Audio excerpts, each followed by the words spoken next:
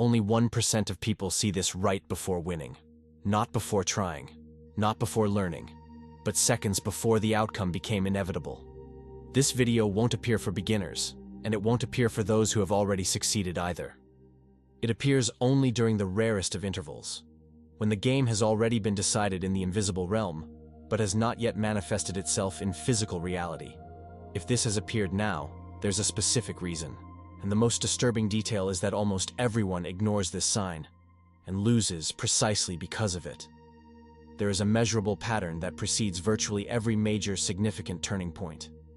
It appears in deep learning processes, in changes in psychological state, in the final stages of neurological adaptation, and even in complex systems observed in physics and biology. Therefore, it is not usually taught in schools, does not appear in popular books, and is rarely explained directly. Not because it's secret, but because it only becomes visible when someone is already walking through it. In ancient systems of knowledge, and also in modern studies on phase transitions and human behavior, this moment is described as the reversal moment. This is the point at which the system has accumulated enough energy to change, even if nothing has yet manifested externally. The person feels they have reached their limit because the old mechanisms no longer work. But technically, this means she has already passed the point of no return. The process cannot be undone, only completed. The challenge at this stage is cognitive. When the mind enters unfamiliar territory, it attempts to interpret the signs using ancient maps, and these maps fail. What was once considered thorough preparation is now interpreted as failure. The natural silence of the process is interpreted as abandonment, and the time needed for internal reorganization is perceived as denial. This is not an emotional error, but a mismatch between the internal stage achieved and the external expectation learned throughout life. The mind looks for visible movement, when what is happening is an invisible structural reorganization. This is exactly the point where 99% of people interrupt the process. Not because they lost, but because, without realizing it, they were in the final moments before the turnaround happened. In physics, there is a widely documented phenomenon called critical point.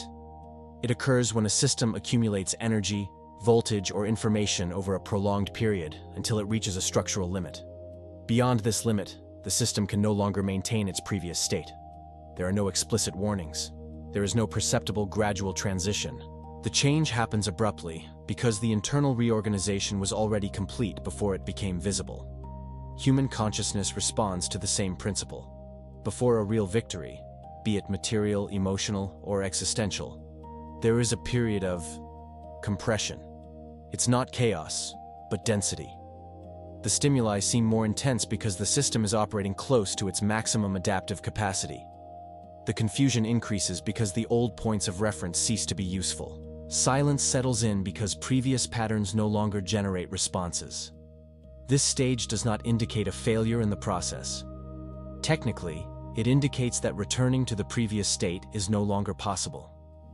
The system has advanced beyond the point of reversal. The discomfort arises precisely because there is nowhere left to retreat to.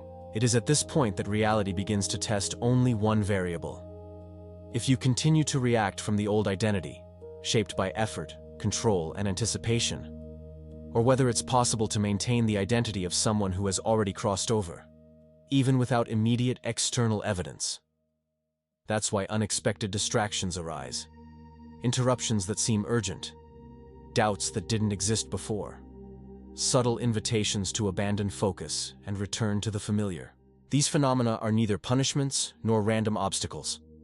They function as system stability tests. The field is not removing anything. He is checking if the new configuration can hold up without collapsing due to anxiety or excessive interference. It's a validation step, not a denial step.